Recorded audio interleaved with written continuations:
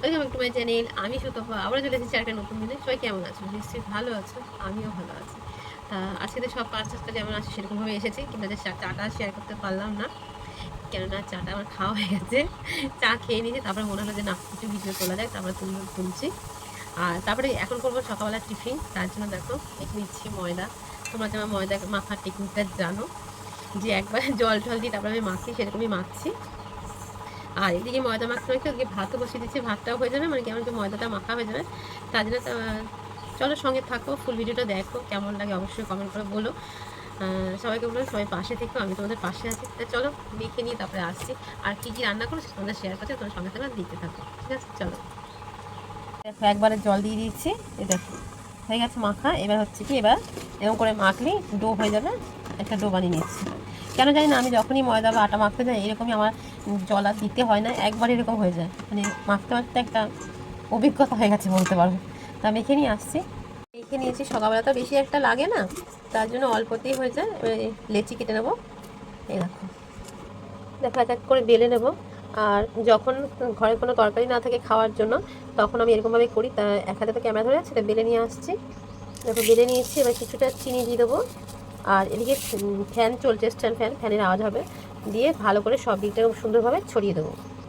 এবার যেমন করে পরোটা করে সেরকমভাবে এরকম করে 3টে ভাঁজ দিয়ে নেবো, দিয়ে আবার আরেকটুখানি বেলে নেবো। দেখো বেলে নেবো। এই দেখো এভাবে ভাঁজ দিয়ে নিয়েছি। আর দেখতে তো চিনিটা ফুটে উঠেছে। এরকমভাবে সবগুলো আমি বেলে নেবো। আর এদিকে বসিয়ে দিচ্ছি কড়াই, যেহেতু পরোটা ভাজবো তার জন্য কড়াইটা গরম করে দিয়ে দিচ্ছি অল্প করে সাদা তেল। দেখো তেল গরম হয়ে গেছে, এবার এক একে দিয়ে ভেজে নেবো। দেখো এক পিঠটা হয়ে গেছে, এবার হালকা করে উল্টে দিই। দেখো এটাও একটু টাইম নিয়ে ভেজে নেবো। এটা তো হয়ে গেছে, দেখো এবার এটাকে তুলে নেবো। এ দেখো তুলে নিলাম।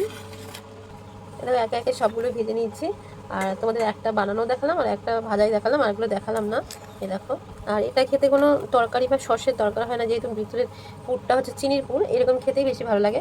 আমি যেহেতু মিষ্টি খেতে পছন্দ করি না, তাও আমার এরকম এরকম খেতেই ভালো লাগে। তোমরা যারা এখনো খাওনি তারা অবশ্যই বাড়িতে একবার বানিয়ে খেও। আর কেমন হচ্ছে অবশ্যই বলো। এটা গেল সকালের টিফিন। এবার চলো রান্না করবো। কী কী রান্না করবো তোমাদের সঙ্গে থাকা দেখতে থাকো। চলে এসেছি, তারপরে দেখো গরম গরম ভাত হয়ে গেছে, ধোয়া ওঠা ভাত। আর এদিকে যে পরোটা ভেজেছিলাম সেই কড়াইটা আবার বসিয়ে দিয়েছি, তাতে দিয়ে দেবো কিছুটা সাদা তেল। তেল গরম হয়ে গেছে, এবার কিছুটা পাঁপড় ভেজে আগে তুলে নেবো। রান্না করার আগে কিছুটা পাঁপড় ভেজে আগে তুলে নেবো। এদিকে ফ্যান চলছে তো, তার জন্য হচ্ছে গ্যাসে একটু হাওয়া লাগছে। আর জানো তো প্রচুর গরম, মাঝে মাঝে বৃষ্টি হচ্ছে ঠিকই, কিন্তু এত গরম কী বলবো, যার জন্য ফ্যান ছাড়া একটু বসাই যাচ্ছে না, জানো তো। দেখো এই উল্টে পাল্টে ভেজে নেবো, তুলে নেবো। তেলে দিতে দেরি আছে, দেখে দেওয়ার সাথে সাথেই কত বড় হয়ে যাচ্ছে। আর এই পাঁপড়টা বেশ খেতে ভালো লাগে, তাই না? এটা আমি মেলা থেকে নিয়ে এসেছিলাম। আর কোথাও গেলে আমি এরকম, জানো তো, দেখলে হচ্ছে নতুন নতুন জিনিস আমার একটু ভালো লাগে আর কি। দেখো তুলে নেবো। পাঁপড় ভাজার কী দেখাবো, কিন্তু যেহেতু রান্নাটা শেয়ার করি, তার জন্য রান্নাটা কী কী করি না করি সেটা তো দেখাই তোমাদের, সেটাই তার জন্য আর কি তুলে ধরলাম। দেখো হয়ে গেছে আমার এক থালা পাঁপড় ভাজা। এটাকে ঠান্ডা করবো, ঠান্ডা করে নিয়ে একটা ক্যারিতে ভরে রাখবো, তাহলে বেশ জিনিসটা মচমচে থাকবে। তার জন্য এই পাঁপড় ভাজা তেলের মধ্যে দিয়ে দিলাম একটুখানি কালো জিরে 2-4টে, আর একটুখানি শুকনো লঙ্কা। এবার ফোড়নটাকে একটুখানি ভেজে নেবো। দেখো ফোড়নটা ভাজা হয়ে গেছে, এবার দিয়ে দিলাম একটা মাঝারি সাইজের পেঁয়াজ। এবার পেঁয়াজটাকে একটু নাড়াচাড়া করে নেবো।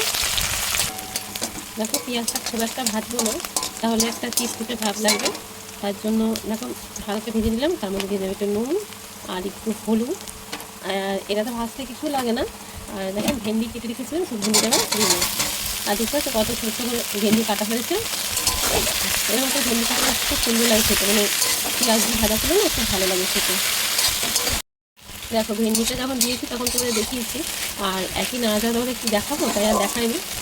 ভেন্ডিটা একটু নাড়াচাড়া করতে করতে ভেন্ডিটা ভাজা হয়ে গেছে, দেখো কি সুন্দর। আর এরকম ভেন্ডি ভাজি রুটি খেতে কেটে ভালোবাসে, কমেন্ট করে বলে। তা হয়ে গেছে, এবার নাবিয়ে নেবো। দেখে বুঝতেই পারছো যে ভেন্ডিটা ভাজা হয়ে গেছে, এবার নাবিয়ে নেবো। হয়ে গেছে, এই দেখো নাবিয়ে নিলাম গরম গরম ভেন্ডি ভাজা। তো তোমরা তো জানো যা রেসিপি করি আমি সেটাই তোমাদের সাথে শেয়ার করি, তাই এটা তোমাদের সাথে শেয়ার করলাম। সবটাই তুলে নিয়েছি। এই দেখো হয়ে গেছে গরম গরম ভেন্ডি ভাজা। চলো সঙ্গে থাকো, আর কী কী করে তোমাদের সাথে শেয়ার করবো। দেখো ভেন্ডি ভাজাটা তুলে নিয়েছি, ওই কড়াইতে আবার দিয়ে দেবো সর্ষের তেল। যেহেতু ভাজাভাজি করছিলাম বলে সাদা তেল দিয়েছিলাম, এবার রান্না করবো বলে তরকারি, তার জন্য দেখো দিয়ে দিলাম সর্ষের তেল। দেখো তেল গরম হয়ে গেছে, ডিমটা সিদ্ধ করে রেখেছিলাম, ডিমটা ভেজে নেবো। দেখো ডিমটা ভাজা হয়ে গেছে, ডিমটা তুলে নেবো। খুব একটা ভাজি নিয়ে এরকম হালকা করে কালার করে তুলে নিয়েছি, খুব একটা ভাজতে শক্ত হয়ে যায় না, তার জন্য। এবার এই তেলে ফোড়ন দিয়ে দেবো সাদা জিরে, শুকনো লঙ্কা, তেজপাতা। ফোড়নটাকে একটুখানি ভেজে নেবো নাড়াচাড়া করে। দেখো ফোড়নটা হয়ে গেছে, এবার দিয়ে দেবো এর মধ্যে পেঁয়াজ। এবার পেঁয়াজটাকে একটু হালকা ভেজে নেবো, খুব একটা ভাজি না আমি, এরকম হালকা ব্রাউন ব্রাউন হয়। তারপরে হচ্ছে গিয়ে এবারে দিয়ে দেবো কেটে রাখা সেই আলু। দেখো আর তোমাদের আগেও বলেছি যে আলু আমি কেটে ধুয়ে সব রেডি করে রেখে দিই, তারপর রান্নার সময় রান্না করি, তাই সেরকমই। তা আলুটাকে একটু ভালো করে ভেজে নিই, যতক্ষণ না আলুতে কালার আসছে ভেজে নিই, তারপর অন্যটা আমি আসছে। আজকে ছিলেই মশলা বাটবো, তার জন্য নিয়েছি, ছিলে বেটে নিই। আদা বাটা হয়ে গেছে, এবার তুলে নেব। দেখো কিছুটা আদাও বেটে নিলাম, এটাও তুলে নেব, থালার পাশে নিয়ে নেবো। এমনকি টমেটোটাও এরকম করে নিলাম, দেখতে পাচ্ছ। এই রসুন আদা টমেটো নিয়েছি, এর মধ্যে দিয়ে দেবো দেখো পরিমাণ মতন হলুদ, নিয়ে নেবো পরিমাণ মতন লবণ, তার সাথে নিয়ে নেবো একটুখানি লঙ্কা গুঁড়ো, আর একবারে নিয়ে নেবো জিরে গুঁড়ো। দিয়ে মশলা করতে করতে আলুটা ভেজে নিয়েছি দেখতেছি। এবার সব মশলাগুলো এবার মধ্যে দিয়ে দেবো, আর থালা একটুখানি জল দিয়ে দিলাম। এবার সবগুলো মশলা দিয়ে আমি ভালো করে আলুটাকে কষাবো যতক্ষণ না তেল বেরোয়। আর আলুটা দেখতে পাচ্ছি কতটা ভাজা হয়ে গেছিলো, কষিয়ে নিই, তারপরে তোমাদের সামনে আবার আসছে। দেখো কষাচ্ছিলাম, 5 মিনিট ধরে কষিয়েছি, তারপরে তোমাদের সামনে আবার অন হয়েছে। দেখে বুঝতে পারছি যে মশলাটা কষানো হয়ে গেছে। আর আমি একটু মশলা গা দিয়ে তেলও ছেড়ে দিয়েছি, আর দেখো লেগে লেগে যাচ্ছে। এই দেখো, আর আলুটা তো যেন ভাজা করতে করতে অনেকটাই সিদ্ধ হয়ে গেছে। এবার দেখো মশলা কষানো হয়ে গেছে। এবার দিব পরিমাণ মতো জল। এই দেখো তরকারি ফুটছে, এই সময় দিয়ে দেবো সেই ভেজে রাখা ডিম, যেটা সিদ্ধ করে ভেজে রেখেছিলাম, ডিমগুলো আমি দিয়ে দেবো। এই দেখো, যেহেতু বাড়িতে 4 জন আছি আমরা, তাই জন্য 4টে ডিমই দিলাম। এবার ভালো করে নাড়াচাড়া দিয়ে দেবো। এদিকে দেখো গরম মশলাটা বেটে নিয়েছি, গরম মশলাটা দিয়ে দেবো তরকারিতে। দেখো দিয়ে দিলাম গরম মশলা দিয়ে ভালো করে মিশিয়ে নেবো। আর এদিকে ফ্যান চলছে বলে একটু হাওয়া লাগছে, আর এদিকে আওয়াজও হচ্ছে, বুঝেছো। এবার আরেকটুখানি তরকারিটা ফুটিয়ে নেবো, দিয়ে তারপরে নামিয়ে নেবো। একটা তরকারি রান্না করতে গেলে কিন্তু অনেকক্ষণ সময় লাগে, যেমন ভাজা করতে, কষাতে। তো আমি চেষ্টা করি তোমাদের যে ভাজাটা মানে একভাবে কতক্ষণ রান্নায় দেখায় না, আর তরকারিটা অনেকক্ষণ ফুটতে হয়, সেই ফোটাটা সবসময় দেখায় না। তো দেখো তরকারিটা ফুটে গেছে, আমি হয়তো তরকারিটা নামিয়ে নেবো।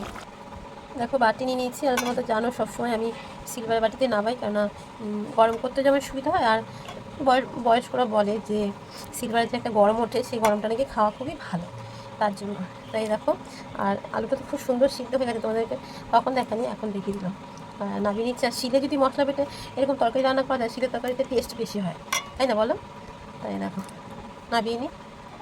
নামিয়ে নিচ্ছি ডিমের তরকারি। কেমন হয়েছে অবশ্যই বলো, রেসিপিটা ভালো লাগলেও বলো, খারাপ লাগলেও বলো। এই দেখো আজকে তো পাঁপড় ভাজা করেছি, তাই একটা আম নিয়ে নিয়েছি, এবার আমটা কেটে চাটনি বানিয়ে নেবো। রান্না করেছিলাম সেই কড়াইটা একটু জল বুলিয়ে নিয়েছি, জল বুলিয়ে নিয়ে বসিয়ে দিয়েছি। তার মধ্যে দিয়ে দিলাম একটুখানি 1 চামচ মতন সর্ষের তেল, তার মধ্যে দিতে 5 ফোড়ন শুকনো লঙ্কা। ফোড়নটাকে একটু নেড়ে নিলাম। ওই আমটা কেটেছি, আর একটা আম ছিল একটু হলুদ ধরেছে, এই দুটো আমি এবার একসাথে চাটনি করে নেবো। দেখো তেলে দিয়ে দিলাম, চাটনি করতে আর কী লাগে না, তাহলে পুরোটা রান্না শেয়ার করে দিলে, তার জন্য তোমার সাথে শেয়ার করছি। একটু আরেকটা হালকা করে নেড়ে দিলাম, দিয়ে দিলাম একটু লবণ, আর একটু দিয়ে দেবো হলুদ। এরকম কাঁচা গন্ধটা যাওয়ার জন্য একটুখানি নাড়াচাড়া করে নেবো। এবার দিয়ে দেবো পরিমাণ মতো জল। টকটা তাড়াতাড়ি সিদ্ধ হয়ে যায়, তাই টকের খুব একটা জল দেওয়ার দরকার নেই, বুঝলো তো। ফুটে যাক, তারপরে আমরা আসছি। দেখো টকটা হয়ে এসেছে, নামাবো, তার আগে দিয়ে দেবো চিনি। দেখো আর একটু আদা দিয়ে দিচ্ছি, তোমাদের দেখানো হয়নি। আর এটা মেয়ে মানুষ তো জানো রান্না করতে করতে কত কাজ থাকে, যেহেতু আমটা টক, তার জন্য একটু চিনিটা বেশি দিলাম। এবার আরেকটু ফুটিয়ে নেবো, যাতে চিনিটা একটু সুন্দর গলে যায়, তার জন্য। দেখো আর যেহেতু সাদা একটা আম আর একটা হলুদ হলুদ হয়েছে, দেখতে পাচ্ছ কালার সুন্দর, এরকম করে ঘেটে দিলে না খুব সুন্দর ঘাটা একটা হয়েছে, জানো তো। দেখো হয়ে গেছে, চিনিগুলো সব নামিয়ে নেবো। এই দেখো নামিয়ে নিয়েছি টক, যেহেতু পাঁপড়টা ভাজাই আছে, আর যা গরম পড়েছে এই গরমে টক খেতে ভীষণ ভালো লাগে, তাই না। টক দিয়েও ভাত খাওয়া হয়েছে, অবশ্য বলবে কেমন হয়েছে। আর এখন ঠিক মতো কথা গুছিয়ে উঠতে পারি না, সবাই নিজের মতন করে বুঝে নিও। এ দেখো রান্নাবান্না করে তুলে নাও, বাসন মাজতে আজকে ভিডিওটি কেমন লাগে তোমার অবশ্যই বলো, সবাই ভালোবাসে পাশে থেকো, সবাই সুস্থ থেকো, ভালো থেকো। তবে নতুন কোনো ভিডিওর সঙ্গে একটা বন্ধুরা অনেক অনেক ভালোবাসি।